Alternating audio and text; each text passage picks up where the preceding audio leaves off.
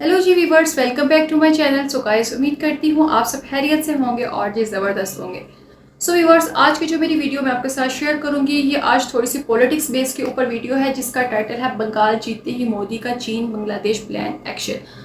अच्छा वीवर्स, जैसा कि पाकिस्तान के साथ भारत के कुछ इस तरह के मामलात अच्छे नहीं चल रहे होते, इसी तरह ही आइडिया है जी बंगाल के साथ और बांग्लादेश के साथ, सॉरी, एंड चीन के साथ भी कुछ अच्छे मामलात नहीं हैं। और फिर आपको पता है चीन तो हर जगह पे सपोर्ट करने के लिए और हर जगह पे खुद ज़रूर आगे उसे घुसना होता है। सो जी, आप ये देखना है, ये मामला देखने हैं कि बंगाल जीतने के बाद मोदी साहब क्या करना चाह रहे हैं, किस तरह से अपनी कंट्री को मज़ीद स्ट्रॉन्ग करना चाह रहे हैं, जनता के लिए क्या स्टेप बेहतर लेने के लिए जा रहे हैं।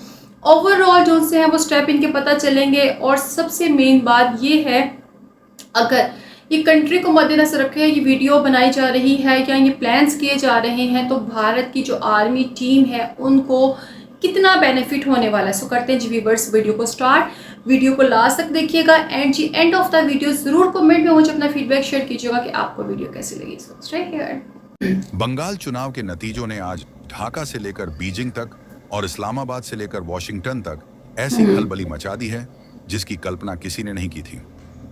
क्या आपको सही। पता है कि कोलकाता की सत्ता में हुए इस बदलाव ने क्यों रातों रात पड़ोसी मुल्कों की नींद उड़ा दी है? क्या आप जानते हैं कि बंगाल की धरती पर खिला ये कमल अब भारत के उस चिकन नेक को कैसे फौलादी कवच देने वाला है, जिसे दुनिया हमारी सबसे कमजोर कड़ी मानती थी? सवाल ये ओके। है कि क्या अब वो दिन आ गए हैं जब सीमा पार से होने वाली हर गलत हरकत का जवाब उसके घर में घुसकर दिया जाएगा? बंगाल में बीजेपी की इस प्रचंड जीत के पीछे सिर्फ वोट बैंक की राजनीति नहीं है, बल्कि इसके पीछे छिपा है भारत का वो मास्टर प्लान जो उत्तर पूर्व के 8 राज्यों को हमेशा के लिए सुरक्षित करने वाला है। बंगाल विधानसभा चुनाव 2026 में बीजेपी ने 294 में से 206 सीटें जीतकर इतिहास तो रच दिया है, लेकिन ये जीत सिर्फ मुख्यमंत्री की कुर्सी तक सीमित नहीं है। इस जीत ने सीधे तौर पर बांग्लादेश और चीन के उन मंसूबों पर पानी फेर दिया है जो पिछले कई सालों से सिलीगुड़ी कॉरिडोर यानी हमारे चिकन प्लान नेक कर रहे हैं कुछ ना नजरें कुछ। गड़ाए बैठे थे। जैसे ही नतीजों के आंकड़े साफ हुए, ढाका में हलचल शुरू हो गई, क्योंकि अब भारत ने साफ कर दिया है कि बंगाल की सीमा अब किसी के लिए खुला दरवाजा नहीं रहेगी। अब यहां से उन जबरदस्त। लाखों अवैध लोगों को वापस भेजने की तैयारी शुरू हो चुकी है जो दशकों से भारत के संसाधनों पर कब्जा जमाए बैठे थे। लेकिन असली धमाका तो उस ओके। अंडरग्राउंड ब्रह्मास्त्र को लेकर हुआ है जो अब सिलीगुड़ी कॉरिडोर के नीचे दौड़ने वाला है। अब बात करते हैं उस सिलीगुड़ी कॉरिडोर की जिसे दुनिया चिकन नेक कहती है। आप नक्शा उठाकर देखिए, भारत का पूरा उत्तर पूर्व हिस्सा देश के बाकी हिस्सों से सिर्फ एक पतली सी जमीन के टुकड़े से जुड़ा है। ये पट्टी कई ओके। जगह तो सिर्फ 20 से 22 किलोमीटर ही चौड़ी है। अब जरा सोचिए, अगर किसी युद्ध के हालात में दुश्मन ने इस छोटी सी जगह पर कब्जा कर लिया या इसे ब्लॉक कर दिया, तो हमारे 8 राज्य देश से कट सकते हैं। चीन की नजर हमेशा इसी कमजोर नस पर रहती है, क्योंकि उसका चुंबी वैली वाला इलाका यहाँ से सिर्फ 130 किलोमीटर दूर है। चीन की तो भाई हर 2017 के जगह पे युद्ध में नजरें जमाए चीन बैठे को हुए यही होते हैं डर था साहब। कि अगर वहां तनाव बढ़ा तो सिलीगुड़ी कॉरिडोर पर खतरा मंडरा सकता है। लेकिन अब भारत ने तय कर लिया है कि इस कमजोरी को ही अपनी सबसे बड़ी ताकत बनाना है। इस खतरे को जड़ से खत्म करने के लिए भारत सरकार ने अब अंडरग्राउंड रेलवे लाइन का वो प्लान तैयार किया है, जिसे सुनकर चीन के एक्सपर्ट्स के पसीने छूट रहे हैं।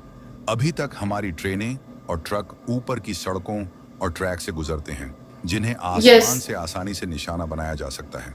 लेकिन अब सिलीगुड़ी कॉरिडोर के नीचे नीचे रेल दौड़ेगी। इसका मतलब ये है कि अगर ऊपर जमीन सेफ पर भी होगा, बमबारी भी हो जाए सिक्योर भी या कोई होगा। प्राकृतिक आपदा आ जाए, तब भी जमीन के अंदर से हमारी सेना, टैंक, मिसाइलें और रसद बिना रुके नॉर्थ ईस्ट पहुंचती रहेंगी। ये कोई साधारण रेल लाइन नहीं है, ये भारत का वो स्ट्रेटेजिक कवच है जो युद्ध के समय गेम चेंजर साबित होगा। तकनीकी भाषा में समझें तो ये अंडरग्राउंड ट्रैक बंगाल के 10 माइल हाट से लेकर रंगपानी स्टेशनों के बीच बिछाया जाएगा। North east frontier alright. Railway ने इसके लिए पूरी तैयारी कर ली है। बजट में भी इसके लिए प्रावधान किए गए हैं। अभी तक क्या होता था कि बंगाल में केंद्र सरकार और राज्य सरकार के बीच तालमेल की कमी की वजह से ऐसे बड़े प्रोजेक्ट्स फाइलों में दबे रह जाते थे। जमीन अधिग्रहण से लेकर परमिशन तक में सालों लग जाते थे। लेकिन अब बंगाल में बीजेपी की सरकार आने से ये अड़चनें खत्म हो गई हैं। अब डबल इंजन की रफ्तार से ये सुरंग खोदी जाएगी और भारत का ये सबसे संवेदनशील इलाका पूरी तरह से फूल प्रूफ बन जाएगा। अब आते हैं उस मुद्दे पर जिससे बहुत आगे का फ्यूचर प्लान कर रहे हैं भारत। रही है, वो है घुसपैठ।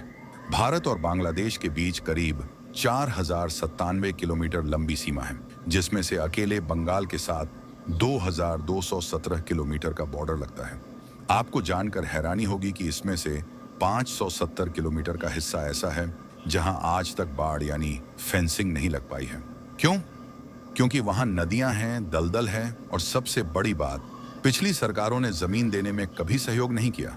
लेकिन अब गेम बदल चुका है। बंगाल की नई सरकार ने गेम चेंजर हो गया ना कि सीमा सुरक्षा सर्वोपरि है। अब बीएसएफ को पूरी छूट मिलेगी और इन 570 किलोमीटर के अनफेंस्ड इलाकों में ऐसी हाईटेक बाड़ और सेंसर लगाए जाएंगे कि एक परिंदा भी पर नहीं मार सकेगा।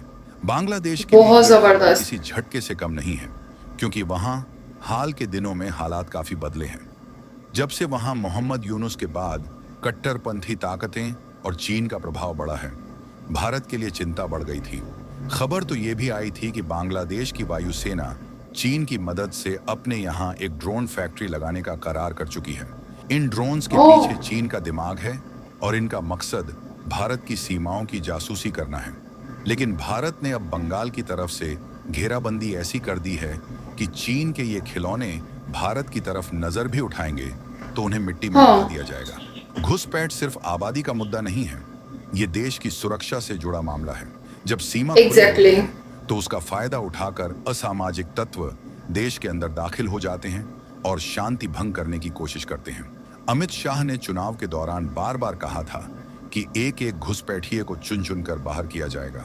अब 206 सीटों की ताकत के साथ ये वादा हकीकत बनने जा रहा है। अब बॉर्डर पर बीएसएफ को वो आधुनिक उपकरण दिए जा रहे हैं जो रात के अंधेरे में भी कई किलोमीटर दूर की हलचल को भांप लेंगे। ये सिर्फ दीवार खड़ी करना नहीं है, ये भारत की संप्रभुता को सुरक्षित करना है। सिलीगुड़ी कॉरिडोर के इस अंडरग्राउंड रेल प्रोजेक्ट का एक और बड़ा फायदा है, ये इलाका बहुत ही ऊबड़ खाबड़ और रणनीतिक रूप से कठिन है। यहाँ अक्सर बारिश और भूस्खलन की वजह से सड़कें जाम हो जाती हैं। ऐसे में सेना की आवाजाही में दिक्कत आती थी, लेकिन अंडरग्राउंड रेल हर मौसम अंडरग्राउंड हो जाएगा तो बहुत ज्यादा बेस्ट हो जाएगा। बारिश सुरंग के अंदर से ट्रेनें अपनी पूरी रफ्तार से दौड़ती रहेंगी। इससे न केवल सेना को मजबूती मिलेगी, बल्कि नॉर्थ ईस्ट के आम लोगों के लिए भी सामान की सप्लाई कभी नहीं रुकेगी। ये कनेक्टिविटी का वो जाल है जो सिलीगुड़ी को दक्षिण एशिया का सबसे बड़ा लॉजिस्टिक हब बना देगा। नेपाल, भूटान और बांग्लादेश और ये बनने के बाद ना कॉरिडोर के मुझे लगता है कि डिफरेंट कंट्रीज में भारत का और बहुत ज्यादा नाम आ जाएगा। लेकिन अब भारत ने अपनी इस कमजोर नस का इलाज कर लिया है। जब तक बंगाल में ऐसी सरकार थी जो केंद्र की योजनाओं का विरोध करती थी, तब तक दिल्ली के हाथ बंधे थे। लेकिन अब दिल्ली और कोलकाता एक ही सुर में बात कर रहे हैं। ये एकता ही चीन और पाकिस्तान जैसे देशों के लिए सबसे बड़ा सिरदर्द है। अब भारत सिर्फ डिफेंसिव नहीं, पाकिस्तान भी इसमें जी ऐड है, एक्टिव होकर अपने दुश्मनों की चालों को फेल कर रहा है।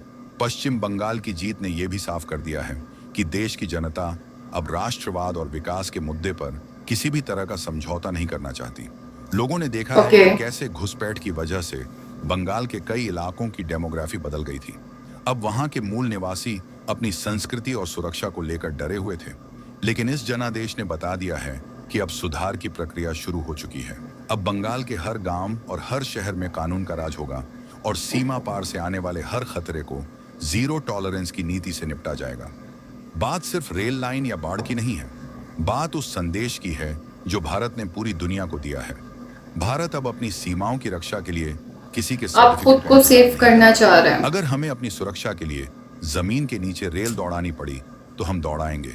अगर हमें अवैध लोगों को बाहर निकालना पड़ा तो हम निकालेंगे। बांग्लादेश को यह समझना होगा कि भारत के साथ दोस्ती में ही उसकी भलाई है। अगर वो चीन के बहकावे में आकर भारत के खिलाफ कोई साजिश करता है तो उसे भारी कीमत चुकानी पड़ेगी, क्योंकि अब बंगाल के मोर्चे पर भारत पहले से कहीं ज्यादा मजबूत और आक्रामक हो चुका है। इस पूरे मिशन में सबसे अहम भूमिका हमारे सुरक्षा बलों की है। बीएसएफ के जवान दिन रात उन दलदली इलाकों में पहरा देते हैं जहां रहना भी मुश्किल है। अब उन्हें नई सरकार से वो राजनीतिक इच्छा शक्ति और संसाधन मिल रहे हैं जिनकी उन्हें बरसों से जरूरत थी। अब उन्हें किसी ओके। आदेश का इंतजार नहीं करना होगा।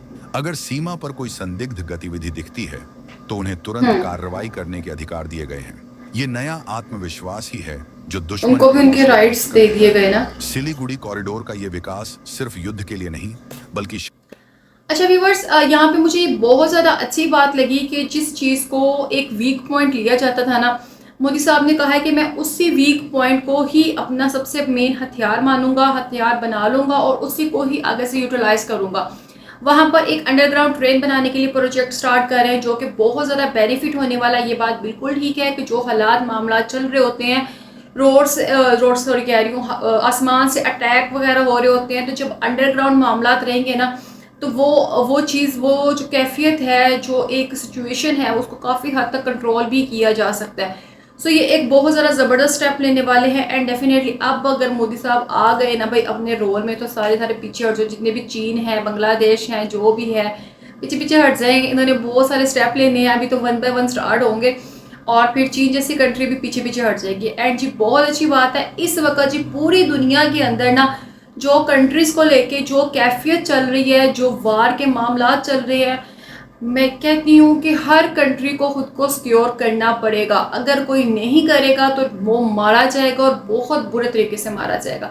सो व्यूअर्स, करते हैं जी वीडियो को एंड अपना बहुत सारा ख्याल रखिएगा। कमेंट में मुझे ज़रूर अपना फीडबैक शेयर कीजिएगा एंड अगर आपने अभी तक मेरे चैनल को सब्सक्राइब नहीं किया then I request please channel को सब्सक्राइब कीजिएगा। Good bye.